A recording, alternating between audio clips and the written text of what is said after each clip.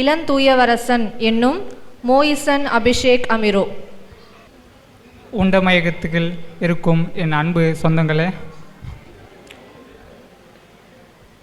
காலையில் வந்தோடனே வரவேற்பு உரை அம்மா தந்துருந்தாங்க. திடீர்னு பேச ஆரம்பித்தோடனே அழுதுட்டாங்க. நாங்கள் உட்காந்து பார்த்துன்னு இருக்கேன், என்ன அறியாமலே அழுக வருது. அப்போ திடீர்னு அப்படியே ஒரு திருக்குறள் ஞாபகம் வருது. ஏன்னா இப்போ அவங்களுக்கு அழுக வர்றது காரணம் அவளோட அன்பு. அதே மாதிரி எனக்கு பெருஞ்சித்தனார் ஐயா மேலே அவ்வளோ அன்பு இருக்குது. அவங்கள அது சொன்னோடனே எனக்கு அப்படியே அழுக என்ன அறியாமலே அப்படியே கண்ணு கலங்குது. அன்பிற்கும் உண்டோ அடைக்கும் தாழ் அப்படின்ற திருக்குறள் தான் ஞாபகம் வந்துச்சு. சரி, காலையிலேருந்து பார்த்தா எல்லா தோழர்களும் மாஸ்க் காட்டின்னு இருக்காங்க, பயங்கரமாக பேசுகிறாங்க. சரி, நம்ம விஷயத்துக்கு வருவோம். அனைவருக்கும் வணக்கம். தமிழ் தேசிய தந்தை பாவலரேறு பெருஞ்சித்தனார் அவர்களின் 31ஆம் ஆண்டு நினைவேந்தல் நிகழ்வில் இளைய தலைமுறையின் பார்வையில் அவரை பற்றி பேசும் வாய்ப்பு கிடைத்ததை நான் பெருமையாக கருதுகிறேன். நாம் யார் என்பதை பாவலரேறு மிக அழகாக பாடினார். அதில் தொன்மையும் இருக்கிறது, இன்றைய சோகமும் இருக்கிறது. முன்னந்தோன்றிய நிலத்தில் முகிழ்த்தவர், மூத்த தமிழ்மொழி குணர்வின் மூத்தவர், தென்னன் பாண்டியன் குமரி குடிமையர், திசையெல்லாம் பறந்து உலகை அளந்தவர், இந்திய நாவலன் தேயத்து இறைமையர், இன்னரும் இயலிசை நாடகம் யாத்தவர். என்ன வியப்படா இவர்கள் தமிழர்கள், எண்ணினும் என்ன இன்றிவர்கள் அடிமைகள். ஆம், அன்று நாம் மொழி அறிந்தோம், அரசியல் மொழிப்பற்று அற்று அடிமைகளாய் கிடந்தோம். ஆனால் இன்று மொழியறிவும் அற்று தமிழ் உணர்வற்று எந்திர உலகத்தில் நம் சுந்தர தமிழை தொலைத்துவிட்டு எந்திர அடிமைகளாய் கிடக்கிறோம். குறிப்பாக இளைய தலைமுறையாகிய நாம். தமிழ் பற்று எழுந்த இந்த இளைய சமுதாயத்தை தமிழ் பற்று அற்ற ஒவ்வொரு தமிழரையும் கேள்வி கேட்கும் காசி ஆனந்தனின் ஒரு கவிதையை வாசித்து காட்டுகிறேன். உங்களுக்கு தெரிந்திருக்கும் என்று நினைக்கிறேன். தமிழா நீ பேசுவது தமிழா, தமிழா நீ பேசுவது தமிழா, அன்னையை தமிழ் வாயால் மம்மி என்று அழைத்தாய், அழகு குழந்தையை பேபி என்று அழைத்தாய், என்னடா தந்தையை டேடி என்று அழைத்தாய், இன்னுயிர் தமிழை கொன்று தொலைத்தாய். தமிழா நீ பேசுவது தமிழா, தமிழா நீ பேசுவது தமிழா, உறவை லவ் என்றாய் உதவாத சேர்க்கை, ஒய்ஃப் என்றாய் மனைவியை பார் ஒன்றன் போக்கை, இரவை நைட் என்றாய் விடியாது உன் வாழ்க்கை, இனிப்பை சுவீட் என்றாய் அறுத்தெறி உன் நாக்கை, தமிழா நீ பேசுவது தமிழா. வண்டிக்காரன் கேட்டான் லெஃப்டா ரைட்டா, வழக்கறிஞன் கேட்டான் என்ன தம்பி ஃபைட்டா, தொண்டுக்காரன் கேட்டான் கூட்டம் லேட்டா, தொலையாதா தமிழ் இப்படி கேட்டா, தமிழா நீ பேசுவது தமிழா. கொண்ட நண்பனை ஃப்ரெண்டு என்பதா, கோல தமிழ் மொழியை ஆங்கிலம் தின்பதா, கண்டவனை எல்லாம் சார் என்று சொல்வதா, கண்முன் உன் தாய்மொழி சாவது நல்லதா. தமிழா நீ பேசுவது தமிழா, தமிழா நீ பேசுவது தமிழா. பாட்டன் கையில் வாக்கிங் ஸ்டிக்கா, பாட்டியின் உதட்டில் லிப்ஸ்டிக்கா, வீட்டில் பெண்ணின் தலையில் ரிப்பனா, வெள்ளைக்காரன் தான் நமக்கெல்லாம் அப்பனா. எப்பேற்பட்ட கவிதை பாருங்களேன். தமிழா நீ பேசுவது தமிழா. இன்றைய இளைய தலைமுறை வலை ஒளியின் சிக்கலில் சிக்கிக் கொண்டார்கள். இணையதளத்தில் இடிந்தொடிந்து வாழுகிறார்கள். இன்டர்நெட் என்னும் வலைக்குள் தொலைந்து, தொலைவரி என்னும் செயலியில் தொலைந்து, படவரி என்னும் செயலில் புதைந்தே போனார்கள். அதை எனது ஸ்டைலில் எனது நடையில் நான் கூற விரும்புகிறேன். வலை ஒளியின் வலையில் இளைய தலைமுறை சிக்கிக் கொண்டார்கள். தமிழில் கூற வேண்டுமா யூடியூப். இணையதளத்தில் இடிந்தொடிந்து வாழ்கிறார்கள். தமிழில் கூற வேண்டுமா இன்டர்நெட். தமிழில் கூற வேண்டுமா இன்டர்நெட். தொலைவரி என்னும் டெலிகிராமில் தொலைந்து, படவரி என்னும் இன்ஸ்டாகிராமில் புதைந்தே போனார்கள். போரிலே கண்ணயரா, நன்றாக கவனியுங்கள், போரிலே கண்ணயரா தமிழினம் இன்று போனிலே தொலைந்து போவதா, எத்தனை சோகம். மேலை நாட்டு பண்பாடு, மேலை நாட்டு மொழி, சோலை நாட்டு தமிழ் அதில் சோர்ந்தே போன சோகம் பாருங்கள். இப்படி நாம் அடிமைப்பட்டு இருக்கும்போது பாவலரேறுவின் உணர்வோடு நான் உங்களிடம் கேட்பது இதுதான்.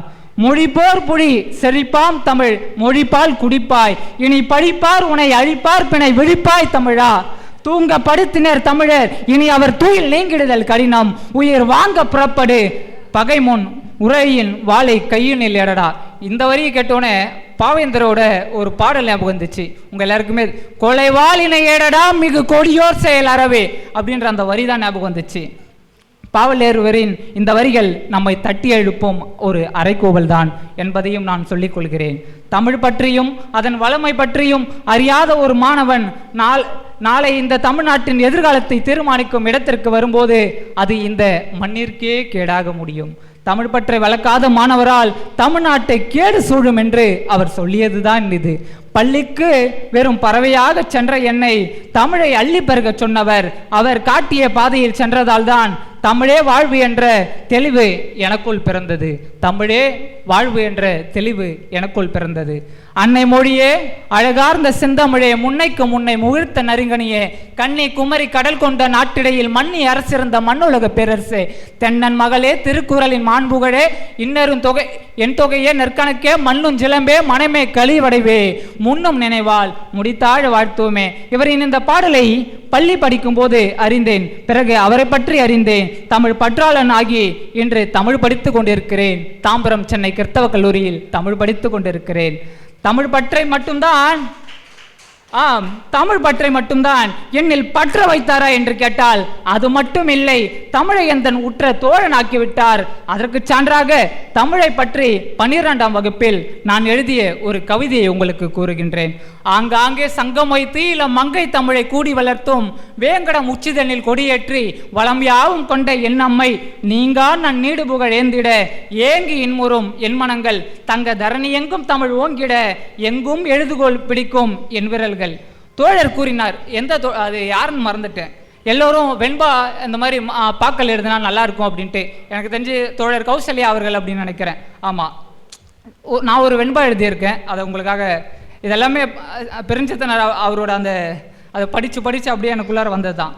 தொன்று தொட்ட தமிழை மெல்ல கொன்று போட இன்பம் கெட்டுதோ அச்சைய பாத்திரம் பிச்சை எடுத்தல் எத்தனை சோகம் தமிழா மர தமிழா உச்சி முகந்திட்டு முத்தம் அளித்திடும் திக்கு பரவிய தீந்தமிழ் தேய்வது எத்தனை சோகம் தமிழா எத்தனை சோகம் இளந்தமிழா.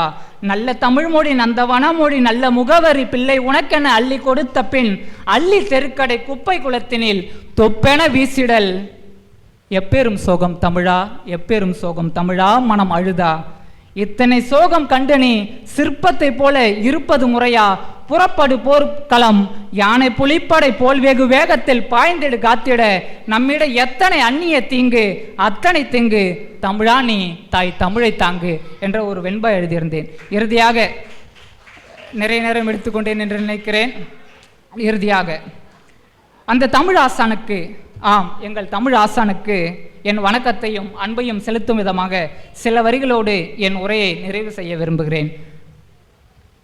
அவரின் படைப்புகளை ஒரு கவிதையாக மாற்றலாம் என்று யோசித்தேன்.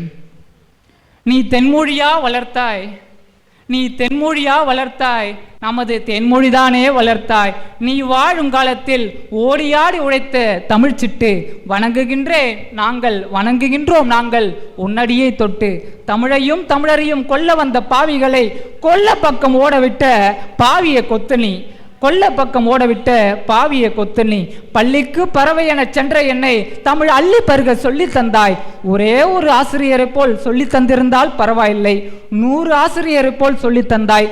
பின் தமிழ் மீது பேராசை படாமல் எப்படி நான் இருக்க முடியும்? சொல், பேராசை படாமல் தமிழ் மீது நான் எப்படி இருக்க முடியும்? இந்த வெயிலுக்கும் சரி, கவனியுங்கள், இந்த வெயிலுக்கும் சரி, வரும் எந்த பொழுதுக்கும் சரி, கனிச்சாறுதான் சிறந்தது என்பதை எப்படி கணித்தாய்? கனிச்சாறுதான் சிறந்தது என்பதை எப்படி கணித்தாய்? கவிதையும் கால கணிதமும் அறிந்த கணியன் பூங்குன்றனானி, உன் மீது ஒரே ஒரு ஆதங்கம்தான் எனக்கு. என் சுவை என்பது தீட்டிய நீ 60களில் உன் அன்பரை விட்டு பிரிந்தாய். அந்த ஒரே ஒரு ஆதங்கம்தான் உன் மீது எனக்கு. நான் ஒரு மூடன், இப்போதுதான் புரிகிறது. தமிழையே சுவைத்த பிறகு வேறென்ன இருக்கும் இந்த தமிழில், இந்த தரணியில் சுவைப்பதற்கென்று. அதான் சென்று விட்டாயோ என்னவோ. உன் பாடல் சுவையோடு உன் நினைவேந்தி இந்நினைவேந்தல் வந்தோம். உன் நினைவுகளில் எல்லாம் அமர்ந்து கொண்டோம், கிளிகளாய் பறவைகளாய். எனக்கு இந்த வாய்ப்பு ஏற்படுத்தி தந்த அனைவருக்கும் நன்றி சொல்லி விடைபெறுகிறேன். நன்றி, வணக்கம்.